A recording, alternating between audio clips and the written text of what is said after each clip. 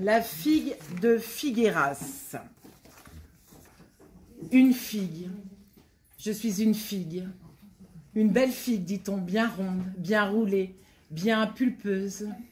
Tout droit sortie d'un rêve, d'un délire culinaire à la Salvador Dali. La figue de Figueras. Mon figuier m'a lâché, lâchement abandonné. Et j'ai longtemps roulé de l'autre côté du mur de mon jardin ombragé. Je suis restée un long moment seule sur le pavé, abandonnée aux rayons du soleil qui me brûlait la peau. Ma peau douce et délicate de figue fraîche.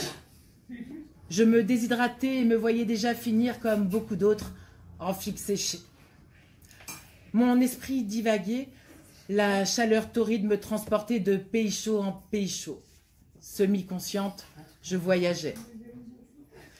C'est ainsi que je suis arrivée en Afrique du Nord, où j'évoque à tel point la bourse de ces messieurs que l'on ne m'appelle même plus par mon nom, mais par celui de la saison où j'apparais, où je mûris et m'épanouis. L'automne. Alors on m'appelle Criff. Et pourtant, si les hommes savaient à quel point je suis riche pour leur liqueur séminale, ils m'appelleraient sûrement plus tendrement. Chérie, peut-être. Et pourquoi pas? On peut toujours rêver, non? Je poursuivais mon voyage onirique quand me voilà rendu en Inde, perché sur une branche d'un imposant figuier des pagodes, le pipal, appelé aussi Ficus religiosa. Comme j'arborais un sourire radieux pendu à ce figuier perpétuel, Bouddha en personne vint s'asseoir sous ma branche. Le pipal était l'arbre favori sous lequel il aimait se placer pour enseigner à ses disciples. Rien d'étonnant quand on sait que là-bas, il symbolise la vie, la puissance, la longévité, la connaissance supérieure. Comme le sage se recueillait, j'admirais son calme et sa sérénité. C'est alors que, cherchant à m'approcher pour mieux le contempler, tout comme la pomme de Newton, avec la maladresse qui me caractérise, je suis tombée sur la tête du grand Bouddha, répondant autour de lui mes graines innombrables.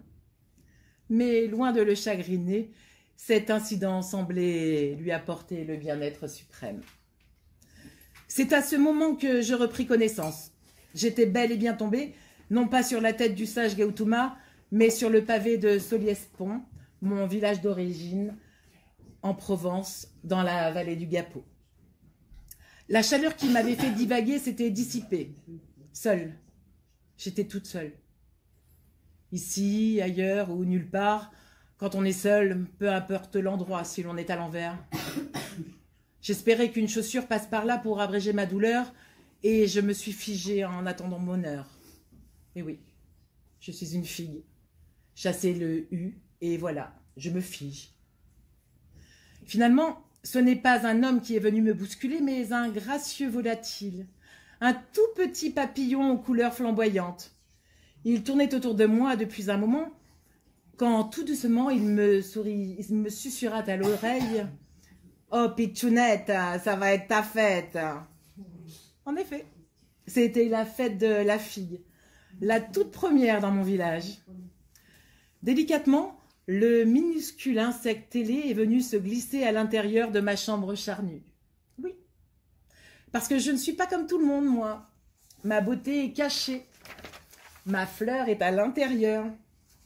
Et lui, cet insecte pollinisateur, qui n'avait, je dois l'avouer, rien de ces majestueux papillons que j'avais déjà surpris en train de virevolter autour de moi, lui, avec son air de rien, a su aller chercher au plus profond de moi. Et cependant qu'il me chatouillait, je frémissais et reprenais goût à la vie. Une sensation nouvelle m'envahissait. Ma fleur intérieure se transformait. Ma couleur verte passait du bleu au rouge pour devenir violine. Ma chair se gorgeait de sucre. Ronde et savoureuse, j'étais devenue un fruit. Son travail achevé, le papillon s'en est allé, me laissant de nouveau seule avec mes idées.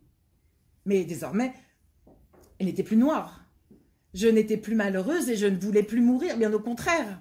J'arrivais à maturation et je me sentais prête à affronter la vie, à la dévorer à pleines dents. C'est en méditant sur ces aventures que l'homme que j'attendais quelques instants auparavant pour me piétiner est arrivé. Mais je ne voulais plus mourir. Alors, affichant mon plus beau sourire, d'un ton suppliant, je lui ai dit « S'il vous plaît, monsieur, ne m'écrasez pas. Regardez-moi plutôt. Je ne suis pas une figue, je suis une fille. Et si vous voulez voir mon visage, rajoutez-moi un petit air de rien, mi-figue, mi-raisin, et je vous montrerai ma figure. » L'homme, tout d'abord surpris, s'est penché sur moi, l'air décontenancé, croyant qu'il hallucinait. Puis il m'a ramassé et s'est mis à me caresser. Je prenais cela pour un geste tendre et me taisais en savourant son étreinte, mais on ne change pas sa destinée. Il ne faisait que m'essuyer avant de me croquer. La figue de Figueras n'existe pas, mais la fille de Figueras, celle-là, oui, elle existe.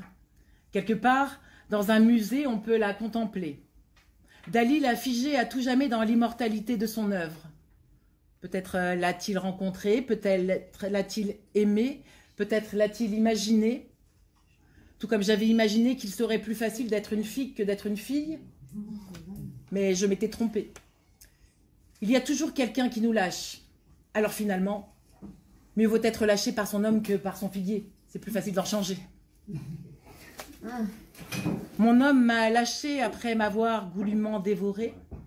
On me dit séduisante, il me trouvait trop ronde. S'il n'a pas su apprécier mes richesses intérieures, d'autres y trouveront sans doute le meilleur de moi-même. Quoi qu'il en soit, mieux vaut éviter de se prendre pour ce que l'on n'est pas. Cherchant à être une femme, ma figue s'est faite manger. Cherchant à être une figue, j'aurais pu tomber bien bas. Alors oui, je suis une fille. Une belle fille, dit-on, bien ronde, bien roulée, bien pulpeuse.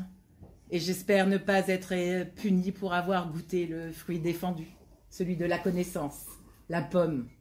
La pomme, en sommes-nous bien sûrs? C'était sûrement une figue.